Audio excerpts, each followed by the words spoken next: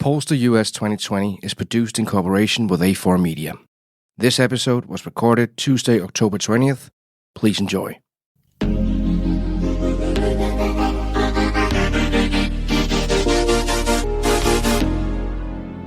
American politics only keeps on getting better the closer we get to Election Day. It is amazing for a European like myself. Right now, the president is back on track doing rallies, something he's actually quite good at, from an entertainment perspective anyway. And while the president takes the headlines with one controversial statement after another, his opponent, former Vice President Joe Biden, firmly focuses on the economy and the coronavirus pandemic. In a few days' time, the two will meet again for the last debate before the election. That's going to be exciting for sure.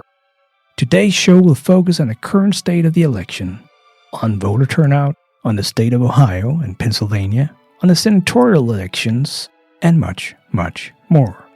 My name is Sune Steffen Hansen. I'm a partner at Rod Peterson Public Affairs Company and a former political advisor for the Social Democratic Party in Denmark.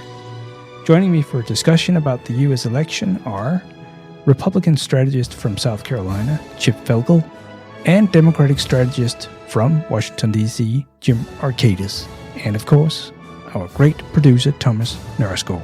Thomas, let's get the show started. Good morning, America. And good evening, Europe. Good evening, Europe. How's it going? That's great. 14 days to go, and everyone seems to just be, not even thinking about the election, right? Or stressing at all. Okay. Guys, let's jump into it right now. The first part is actually, we just want to know, where are we in the current situation in the election? How's it going there? What's happening?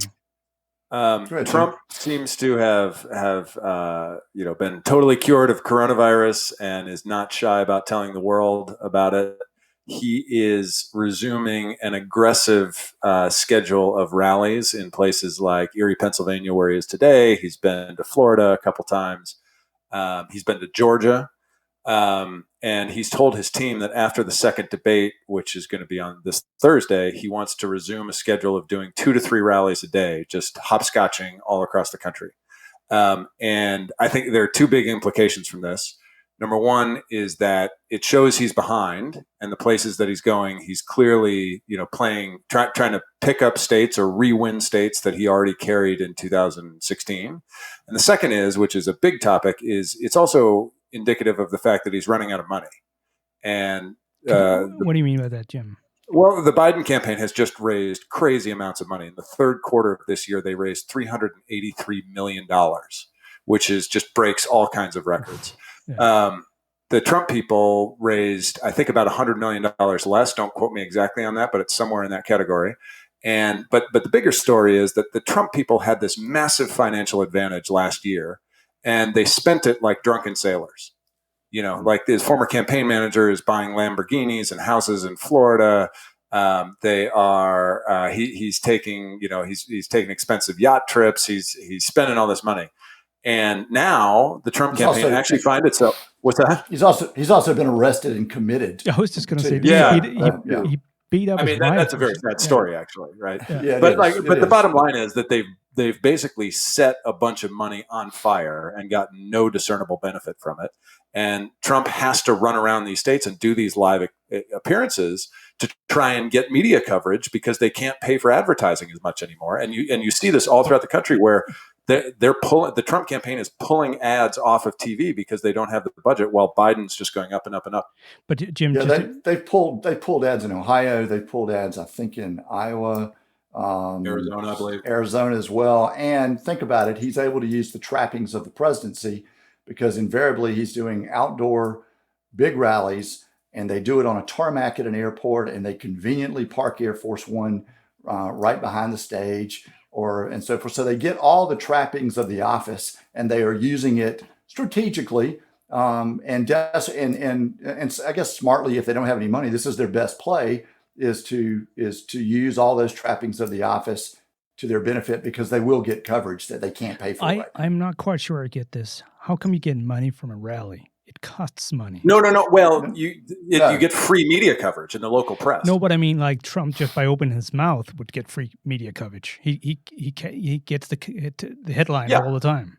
But he doesn't get enthusiasm just by opening his mouth. So that's the thing. He's good at mobilizing his voters by turning out rallies. And it makes me to a second question, Chip. Is it a Republican strategy that you have, like with all the senatorial campaigns, all the other people running for office, would they have rallies too in the Republican Party? No, they won't have those same rallies, but many of them will be attending these rallies and participating off to the side or getting noticed by Trump, recognized by Trump. Seconds before Trump. They'll warm the crowd up, if you will, before he comes on stage, and so they get the benefit of that as well. So you don't have Republican rallies without Trump being there. He's really the first one to really bring rallies into the GOP. So that's kind of a Trump trademark. We haven't really done a lot of that. I didn't know that. That's very interesting. Wow. Okay, a new way of campaigning then for the Republican Party. And earlier this week, he was attacking at a rally, speaking of which, the governor of Michigan. And that was kind of a bizarre situation. Yeah. Governor Whitmer, yes, who, of course, was the target of militia that were looking at the Virginia governor as well. But apparently the plan was to kidnap her and potentially even go so far as to put her on trial and execute her. And at his comments, he encouraged the crowd to scream, lock her up, and so forth. And I hate to say it, but it is this mob mentality at some of these rallies, and it gets carried away. Trump feeds off of it. That's one of the reasons as well that he wants to be back out doing all these, is he absolutely feeds off of the adulation and the crowd and the chants. And it's a scene out of somewhere that I'm not really comfortable or familiar with, but it is what he is either best or worst at, depending on your opinion of the situation. He took some heat for that, but not by those people that were there, and will continue to do so, I'm sure. He also, has taken shots at Fauci this week as well. He didn't like an interview Fauci did with 60 Minutes, where Fauci said that there was a super spreader event at the White House, and of course, as anticipated, there was a rebuttal to that on a call that Trump had yesterday with his campaign team, where he called Fauci a disaster. And it's just an interesting play. I mean, his strategy is to we talked before about him not really expanding his base of vote. And what he's doing is ginning up support from people who are already going to vote for him. But I'm not sure how this is going to get him across the finish line. So just hang on for a second, guys. Just for the listeners, Dr. Fauci, can you just mention who he is, his background, so everybody knows? Dr. Fauci is the most noted authority on viruses and whether he did a lot of work on AIDS research and so forth. And now he's been the lead voice in terms of the United States response to coronavirus. Yeah. Okay, Jim. Yeah. Here's the crazy thing. This is the absolute most bonkers thing. If you look at the polling and go issue by issue, whether it's law and order, coronavirus, handling coronavirus, the economy, foreign policy, healthcare, you name it. You go down the environment, you go down the list. There's only one policy area where Trump and Biden are even. Everywhere else, Trump is losing, right? And the only area where they're even is who would handle the economy better, right? So here we are 2 weeks in front of the election, right? If you were trying to win the election, Trump would be talking about nothing but the greatest economy that he's ever built, which he does talk about sometimes. But then he steps on his message and attacks Fauci and attacks the governor of Michigan and all this other stuff. And that eats up precious time in media coverage instead of him telling everybody, I created a great economy and I'm going to do it again. Right. And so it is absolutely crazy that Trump's closing message in this campaign is Dr. Fauci is an idiot. The guy who's going to get us to navigate us through this coronavirus problem is an idiot, and we should stop talking about it. The entire country. A lot of it has to do too with Trump not liking anyone, and he did this to his vice president post the VP debate. The next day, he stepped on what would have been a good story, but Fauci's got much higher approval ratings than the president does.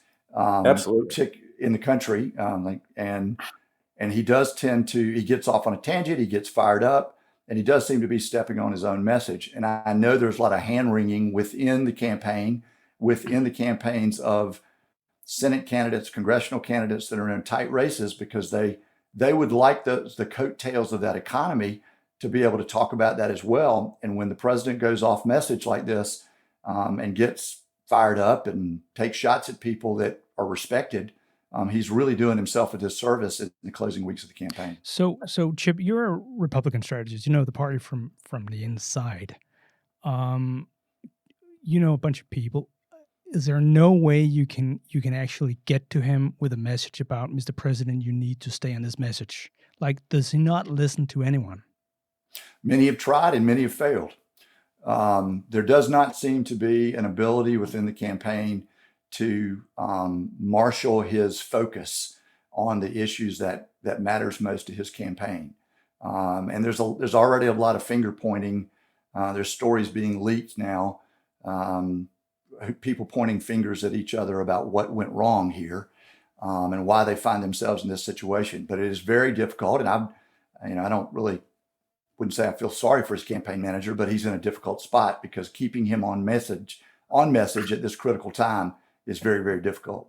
But like, screw those guys. They knew exactly what they were getting into when they signed up for it. Trump has never, like, the best that Trump has ever been at staying on message is for a day or two when somebody gets him to read a speech off of a teleprompter and he says the things that he's supposed to say. Usually when he says those things, they knew what they were getting themselves into. And I think that the real struggle for someone like me is that, you're seeing all these down ballot effect for a lot of elected Republicans who are being put in a real box. They can't divert from him for fear of getting tweeted at. They can't disown him 2 weeks out, but they find themselves in a real quandary when they're trying to save themselves. And most of them deserve having put themselves in this situation. All of them deserve having put themselves in this situation. This is cowardice from the highest peak to the lowest valley. To the listeners, this is a Democrat speaking right now. Yeah. Okay, guys. I mean, they knew. Like, they knew what they were signing up for. They knew who Trump was. They decided to go along with it, and now he's screwing them. Like, Trump kills everything he touches, and he's killing this party. Okay, I just want to lead us forward to in 2 days' time when it's Thursday. So on Thursday, you will have a debate in the U.S. with the Vice President Biden and the President Trump. And can you just tell us about the current stage of this debate? Because it's been a little unclear whether they would have a debate and what the rules would be and the commission would say. And so where are we in this, guys? Well, the Commission on Presidential Debates sets the guidelines. Both parties have to agree to it. Part of what they agree to is that the journalists that are picked to be the moderators are allowed to then pick the topics and what questions will be asked. Of course, we didn't have the second one because of Trump's diagnosis with corona, and then the subsequent town halls that they had last week. But the Trump campaign has put a broadside out this week attacking the Commission on Presidential Debates for being unfair and trying to give Biden an advantage, particularly about the topics. They seem to want to be talking about foreign policy, and Kristen Welker, the NBC News reporter who's been chosen to moderate this debate, is not going to ask many questions about foreign policy, if any. And so there's some back and forth. I really think they're trying to downplay expectations, and they're already seeding that it's unfair. It's just not a good look. He's president of the United States, has been for almost 4 years now, and should be able to discuss any topic whatsoever. You know what I don't get about this? I don't get why Biden wants to be part of a debate. It's going so well for him right now. He can only lose, as I see it. But he agreed to it, right? Well, and this is the rules they signed up for, and like, it's fine. They've said that they're going to debate, and like, perhaps this is a shortcoming amongst Democrats where we feel like we have to adhere to the rules that we signed up for, because I guarantee if Trump thought it was to his disadvantage to show up at that debate, he would absolutely not show up to the debate. No, but, that's what I mean. And I think it's important that the Trump campaign knows they need this debate, because his first outing, where he where he was making off-the-cuff comments, interrupting, and so forth. He got universally panned, and you saw it affect some of the polling numbers there because the contrast was so different between Biden's demeanor and Trump's demeanor. They need this debate. They'd like it on their own terms, but they need this debate to kind of reset. And based on what we were just talking about a few minutes ago about whether or not he'll take the advice of his team and how he needs to conduct himself, it's a crapshoot. Yeah, but okay, they need this debate, but that also makes an underlying assumption that there are a lot of voters out there still to move, of which there are not a ton. Yeah, well, right? They need this debate to make sure that they keep their people motivated. Their people they haven't again, they haven't done a great job of expanding the universe of voters for him, but they need every single vote, and they need this debate in terms of motivation of their own people. I mean, so there was a New York Times Siena College poll that came out this morning, very, very high quality poll. And there was 6% of the public that was officially undecided. At this point in 2016, it was double that, right? And we saw all of those late breaking undecided voters in 2016 go to Trump at like 2-1, right? At worst, Biden can draw even with those voters and still win by 8-9 points in the national popular vote. Okay, so. Guys, I'm going to bring us up to the third subject in the first part of the show.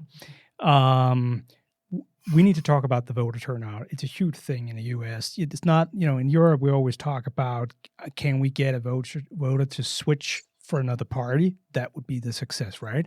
That is the aim for every strategist in a party. But in your case, it's also about bringing the voters actually to the voting booth or getting them to vote in a way. And To start off with this discussion, we need to know about your system because you need to register, Jim, right? You do. So voter registration occurs in every state and means you basically have to sign a piece of paper that says you want to vote, and you can check whether you're a Republican, a Democrat, some other party, or an independent. And that goes on file. And then when you show up to vote, you present your voter ID card or say who your name is, and then you get to go vote, usually. Some states, particularly in the South, no offense, Chip, make it tougher for people to do so because they're scared of black people voting. And not every state registers by party, which is important. True. In some states, you can pick a party. You don't have to. You can be an independent, but there are not a lot of them. South Carolina is one where you do not declare a party affiliation when you register to vote. True. But the simple act of saying, A, I'm a citizen, and then B, I've got to go sign a piece of paper to sign up to vote, essentially, is a form of voter suppression. Because in the best of times, you're going to get about 90% of the adult population registered to vote. And every year, whether it's a congressional race or whether it's a congressional cycle or a presidential year, there are massive efforts by both the official parties and lots of aligned groups like unions on the left and churches on the right, basically, that spend a lot of time and effort making sure that people are signed up to go vote. Which they have to do. And then, of course, what we're seeing for the first time, well, we've always had the ability to cast an absentee ballot, but you had to have a reason, whether there was illness or work conflicts or something that you had. But now in many states this year, there's a no excuse. You don't have to have a reason to do so. And people can now early vote, and they can do so without any necessary excuse. And what we are seeing is unbelievably unexpected high turnout across the country, with people taking the opportunity to go cast their ballots before Election Day. And one wonders what that means. Well, let's try to figure out what it means. How are the parties doing right now in those states where you can see the party registration? So basically, okay, so let's take a step back. Donald Trump, so Democrats, there's coronavirus. People realize that voting's not going to be particularly safe this year if we all gather in huge crowds and go to vote at the same time on Election Day. So there's this big movement where a lot of states changed their rules over the course of the last 6 months to say, we now have exactly what Chip was talking about, no excuse absentee voting. If you just want to stay home and vote by mail, that's great. And so a lot of states went ahead and made that change. A lot of people, myself included, signed up to get an absentee ballot.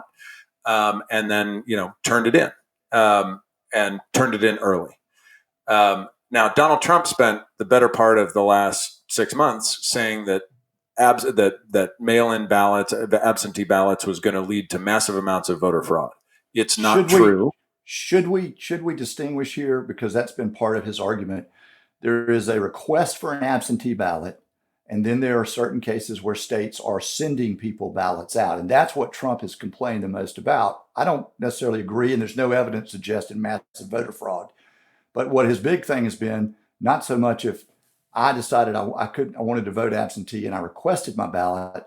What his big complaint has been in states, I think, where they have been just automatically sending ballots out to people that they could then return them. All right. As opposed to somebody requesting it. If you were a candidate who was trying to make a broad-based argument to build a wide coalition of the most diverse people from different walks of life, you would want more people to be voting rather than less people voting. And Donald Trump's argument is, I want fewer people to vote because I want my people to vote, and I don't want people who aren't going to vote to me to go vote. So he's attacked this process of mail-in voting because we're going to hear. And if this election is not, and I don't think it will be, I think this election will not be decided immediately. Unless the blue wave is true, and it's just so clear from an electoral college standpoint, what you will see is a massive legal challenge to a number of those mail-in ballots that will be orchestrated by the Trump campaign. And that's unfortunately, that's kind of what he's been seeding in his comments now for months, that the election is rigged, you can't trust the mail-in ballots, and it's rife for disreputable acts, and that's he's going to find after Election Day. He already is. He's going to find a few examples here and there of, well, we found 9 ballots in a warehouse in Pennsylvania that had been improperly filled out. There's fraud, and he's going to come out and say, I guarantee it. I'll bet you $100 on Election Day. He's going to say, stop counting the ballots. That's going to be his message. Stop counting because there's fraud. But to give your listeners an idea of what we're talking about in terms of the public's response to the ability to cast these ballots, I live in the state of South Carolina. In 2016, we voted 535,000 absentee ballots. 2 weeks out, we've already voted 500,000. Mm-hmm. Texas has already voted 4 million absentee ballots or early votes. Georgia, 1.6 million. And I believe Jim gave us the number of 35 million earlier of early votes that have already been cast in this election. There is a massive response to the ability to go out and do so. And one would think that is there's a group out there of people who are very motivated to get to the polls, and no matter what, they're going to do so.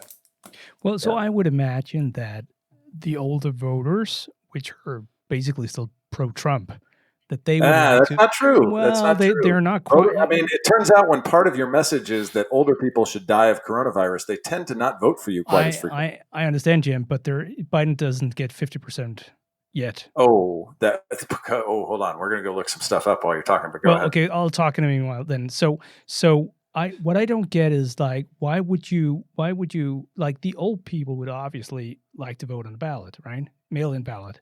They would not show up on Election Day to vote then die of a coronavirus, as Jim kind of put it, right? So why would he attack his own voter base and make it harder for them to vote? Like, they would only vote by mail. So that doesn't make sense for me.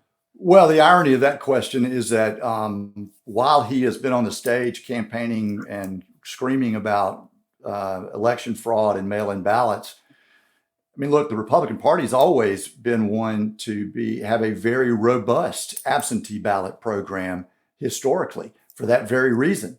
And so there's been a contradiction by what Trump has said publicly in attacking these ballots and what the state parties have been doing under the auspices of the Republican National Committee in terms of getting absentee ballots out to their voters, not expanding the vote, but to their voters.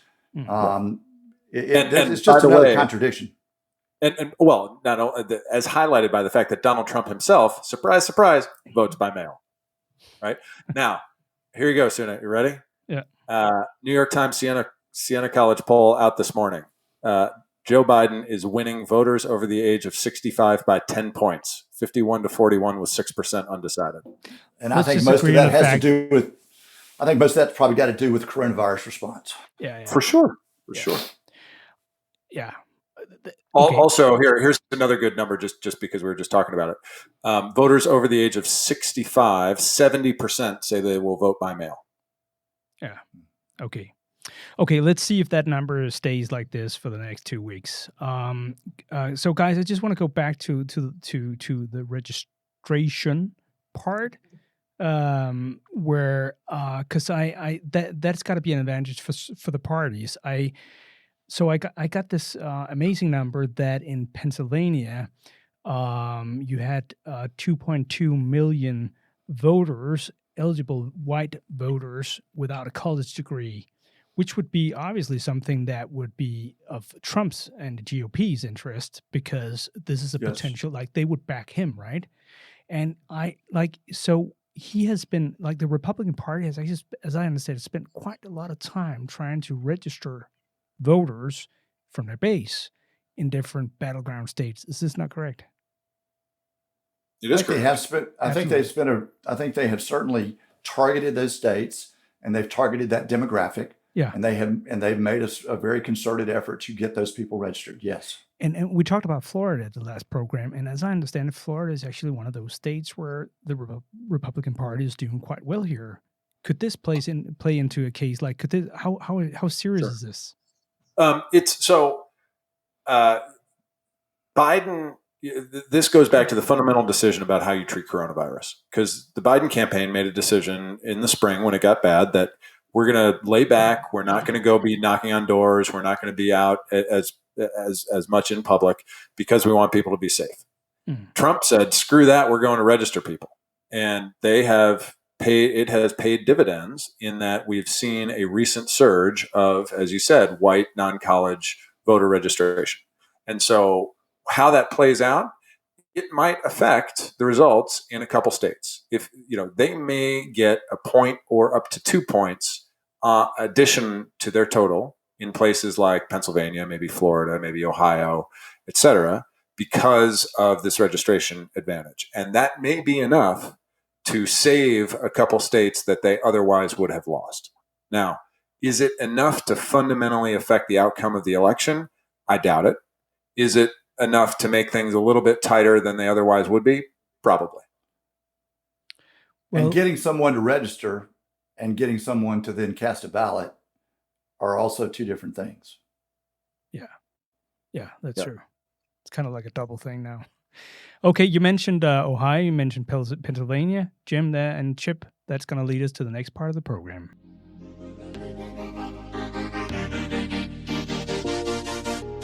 Okay, friends. So it seems to be a difficult path to victory for the president right now. No doubt about it. I have a hard time seeing how it can be done at the current moment when I look at the polls. But for sure, 2 states would be important for him. One being Ohio, one being Pennsylvania.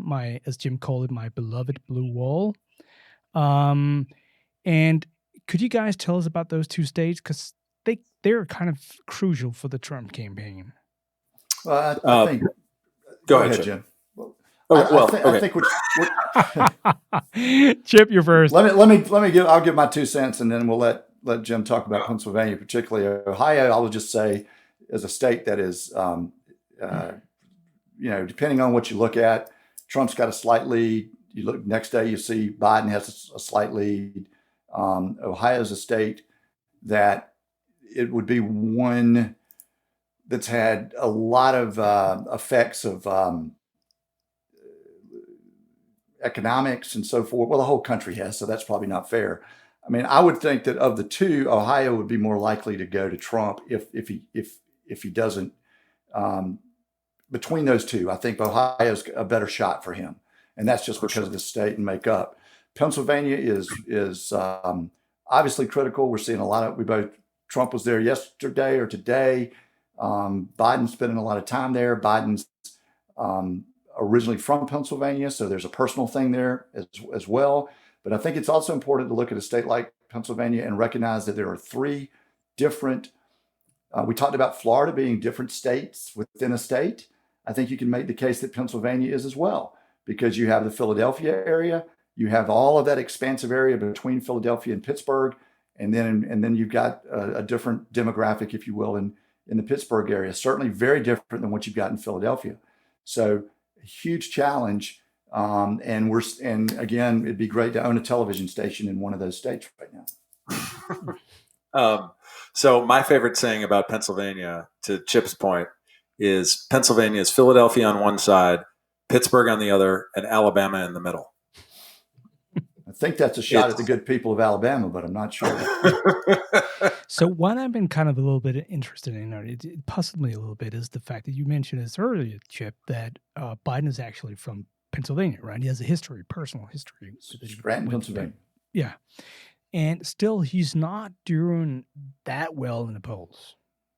Like, he's not swiping it away. That's well. Sure. Now he's a native of Pennsylvania, and he will certainly remind everyone that he's a native of Pennsylvania.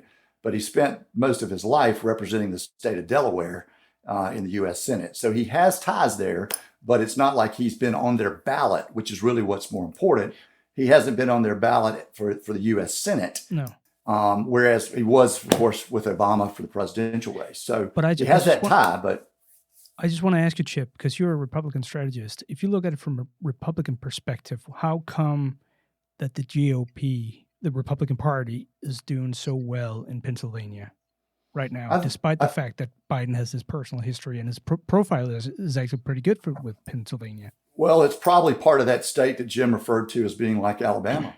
And part of it, which are farmland and gun rights individuals, very strong Second Amendment there.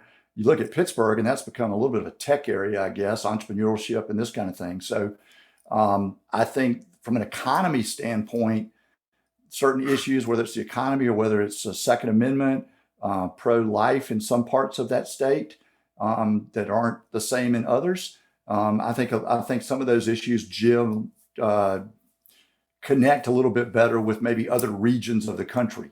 But again, Pennsylvania's three distinct areas. Yeah. And like the Biden people realize that Pennsylvania is everything for them. He's basically been camped out in as much as Biden has been personally campaigning. He's been camped out in Pennsylvania. They are, depending on what you look at, you'll see that Biden is up about 4 to 6 points in Pennsylvania. Obama, obviously the last Democrat to carry the state of Pennsylvania, did so by 5.4 points in 2012. That's about the natural resting place of the political breakdown of the state.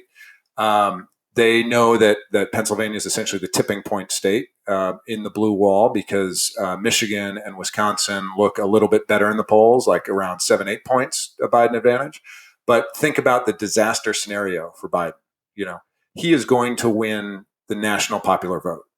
That is for sure. The disaster is if in the state of Pennsylvania, where he's 4, 5, 6 points ahead right now, there is some combination of a coronavirus spike, Trump's effective voter suppression, subsequent lawsuits to throw out ballots cast, and maybe some bad weather on the day in the city of Philadelphia, where there's a large black population that needs to turn out to vote for Biden to carry the state. Then all of a sudden you're talking about, and plus that registration advantage for non-college educated whites that we were talking about. All of those factors together could create a tighter than it should be situation in Pennsylvania, which, in a really, really bad state could lead to Trump taking the state somehow. And that's what the Biden people are worried about. To the extent that we have time here, and obviously we can edit this if you need to, Thomas, but does the European audience understand the electoral college concept and how that plays into it? It wouldn't be bad if you just explained it, Jim. I'll let Jim explain it. I'm not a lawyer. Well, every state, we do not, of course, obviously, if you look at 2016, Hillary Clinton won the popular vote, but yet because of roughly 70,000 votes, which led to victory in 3 key states, Trump won the Electoral College. The Electoral College was established early in the history of this country to try to balance out the population versus representation. There are those who would like to do away with it. Some of us that live in smaller states would not like to do away with it. But we don't technically elect by popular vote. If you win the state, you get their electoral college, you get their votes, the electoral votes.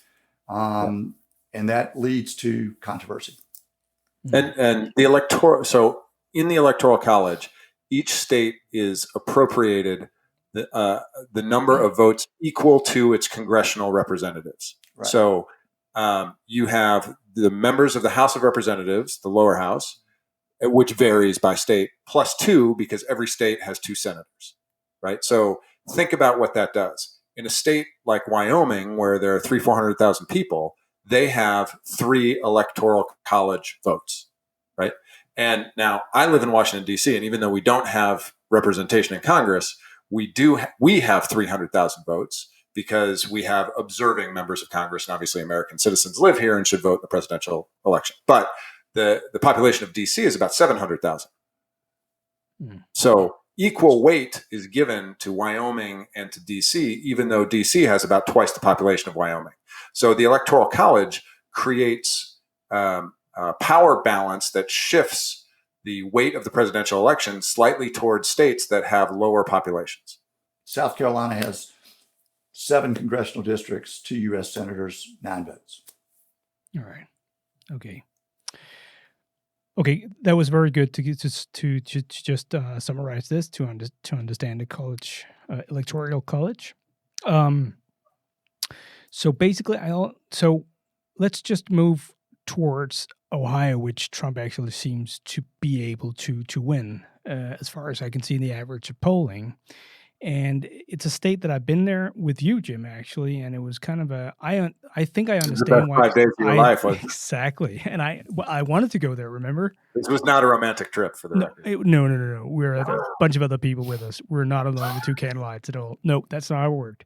But it was just an amazing experience because I think I understand why Trump carried that state from just being there, attending his rallies, and the whole history about it. And Jim, you have a history with Ohio, so maybe you could just tell us a little bit about the demography and the history of Ohio.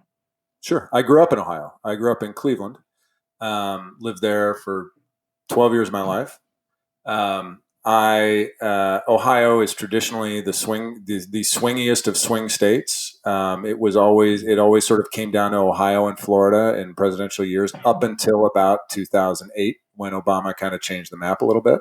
Ohio was still very important, but under Trump, Ohio had swung decidedly Republican. In 2016, Ohio voted by 8 points for Donald Trump, which does not sound like very much of a swing state at all. In 2018, when there were elections for governor and Senate in Ohio, Republicans carried pretty easily the state of Ohio. But now, 2 years later, we're seeing the state draw even. And all the polling says that basically Ohio is a dead heat.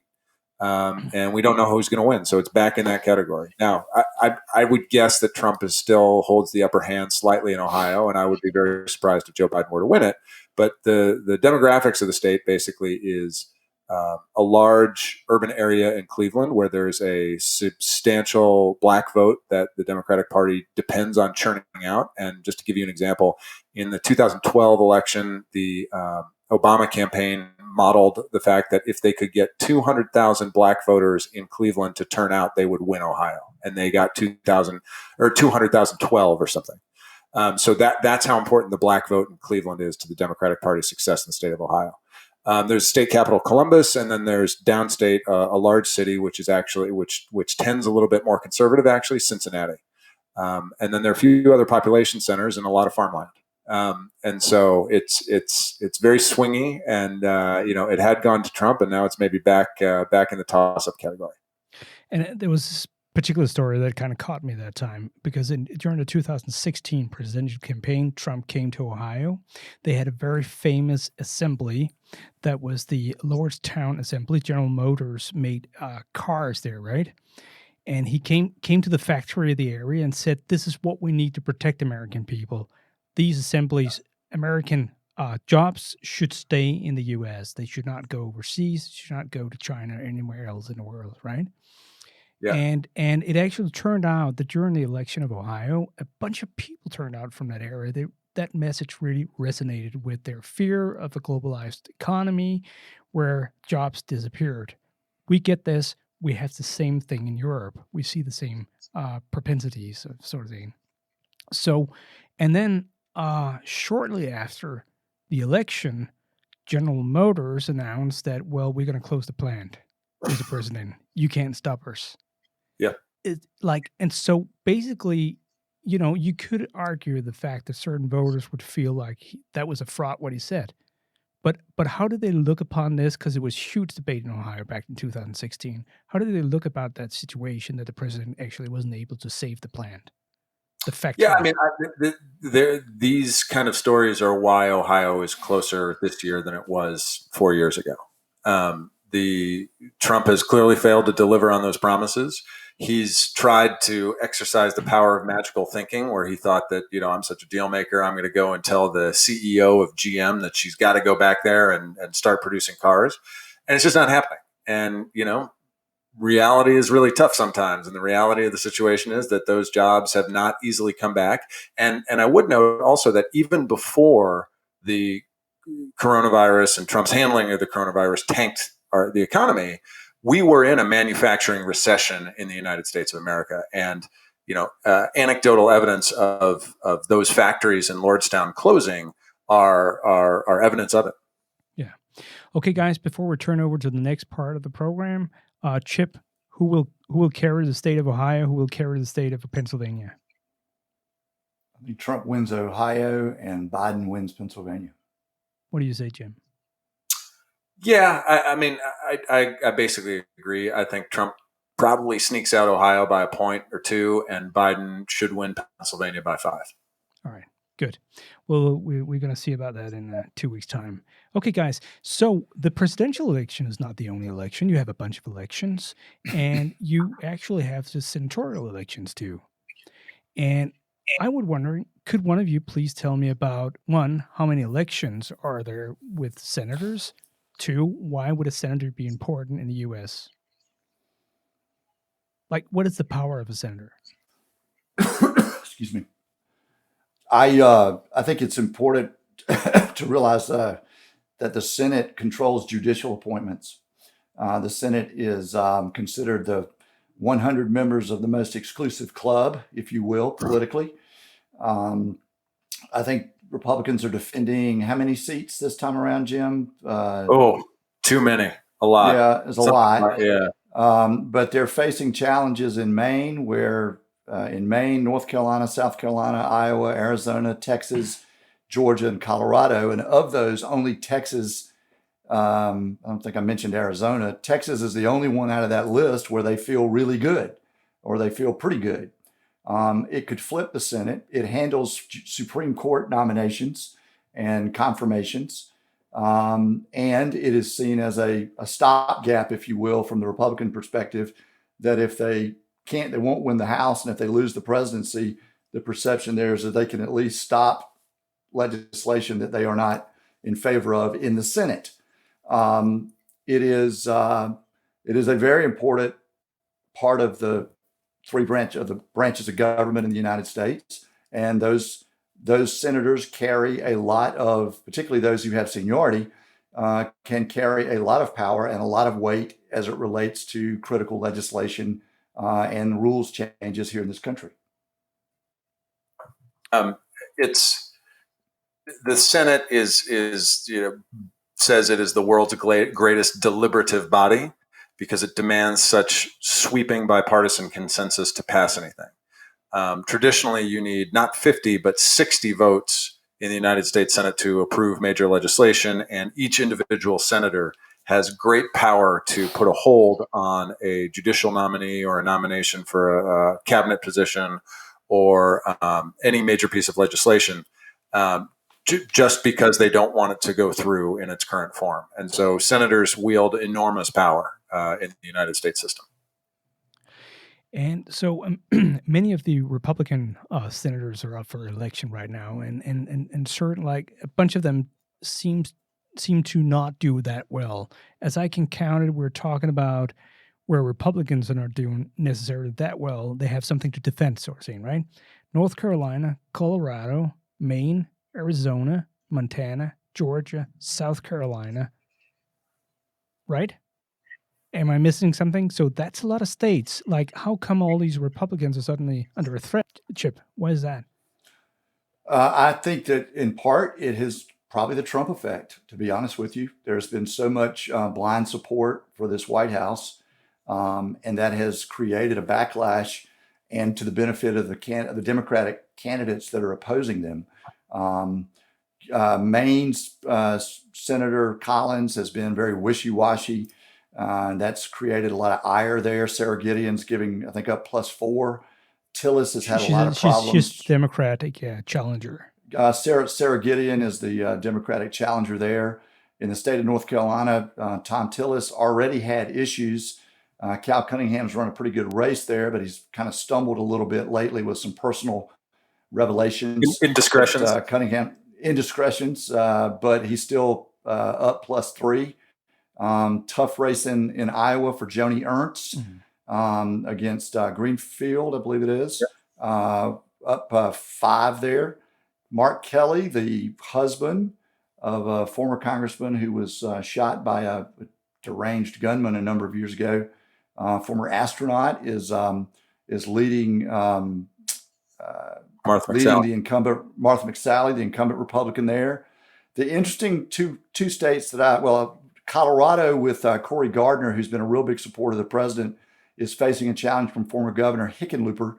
And that's a state where Gardner's going to lose. Hickenlooper is probably +8 there right now. But the 3 states that I think are most interesting to me are Georgia, where incumbent Senator David Perdue is facing a significant challenge. He's only up +1. A little bit less likely to lose is John Cornyn from Texas, but he's getting a significant challenge. He's up +7, but he's getting a significant challenge from the Democratic nominee there. And then, of course, my home state of South Carolina, where we've talked about before, with an unprecedented amount of money being raised for Jamie Harrison against incumbent Senator Lindsey Graham, who is chairing the Supreme Court hearings. And that's a toss-up right now. And, of course, Harrison's raised, when it's all said and done, probably going to be about $93 million. You used to work for Lindsey Graham, right? I worked with him and his team for a long time. Yes. Yeah, but not this time. I think it's important to set the table a little bit on the Senate too, and just explain that that right now Republicans control the Senate. They have 51 seats to the Democrats' 47. So that means, in a perfect world, Democrats have to pick up 4 seats. They have to flip 4 seats to control the Senate. Now, the one notable thing is the Senate race in the state of Alabama, where a good centrist Democrat named Doug Jones, who's been in office for 2 years because he won a special election there, running essentially against a Republican pedophile. That's how a Democrat wins in a southern state like Alabama. He's held that seat. He is probably going to lose that election to a former American football coach in the state, who's the Republican. So that means, I'm sorry. So originally Democrats would have normally just had to pick up 3 seats. Because Doug Jones is going to lose, it means Democrats are going to have to pick up 4 seats. So out of all those ones Chip just ran through, you've got to find 4 where Democrats can carry the day. And that's definitely going to be Colorado, where Hickenlooper's probably where Hickenlooper should win there. It's almost certainly going to be Arizona, where Mark Kelly is running a substantive lead over Martha McSally. Yeah. It's probably going to be Maine. It's probably going to be North Carolina. And then you kind of get into the fun ones where Chip's, talking about Georgia, South Carolina, Montana, even, where there's some real possibilities where, the betting odds would say that Democrats can probably pick up the Senate, even though it's a bit of a uphill climb. But nothing's guaranteed. And that's why we've got to finish the race. Okay, guys, it's been an amazing discussion again. Thank you so much for participating. We have to end right now. To our listeners, we've had Republican strategist Chip Felkel and Democratic strategist Jim Arcadis with us, along with us. And guys, what are we going to talk about next time, you think? Like, what would be a bunch of things will happen, right? The last debate, see how much interrupting Trump does, despite the fact that they've said that they're going to cut off his microphone. I heard that today. Yeah. Which is ridiculous. Just let the guy talk and see how everybody. Biden probably wants his microphone to be on. I think we probably would still talk about next week about where we are with absentee ballots, because I think those numbers are going to be even greater, and we'll have a better feel for some of these. We didn't talk about really the specific battleground states today, but right now, Pennsylvania, Biden +4, Florida, Biden 1, North Carolina, Biden 2, Wisconsin, as Jim mentioned, was +6 for Biden. Texas, Trump's up 4. Michigan, Biden's up 7. Mm-hmm. Ohio, just a little bit. Nevada, Biden's up. Tied probably in Georgia right now. Colorado, Biden's up by 9. It's hard to see a path, but we got to remind everybody that where were we 4 years ago with this thing when everybody had it? I know all the numbers trending one way, but nobody thought that Donald Trump was ever going to get elected president to begin with. So, what October surprise? What is there left in the tank that Trump can throw out? And I think we'll have a better feel for that next week.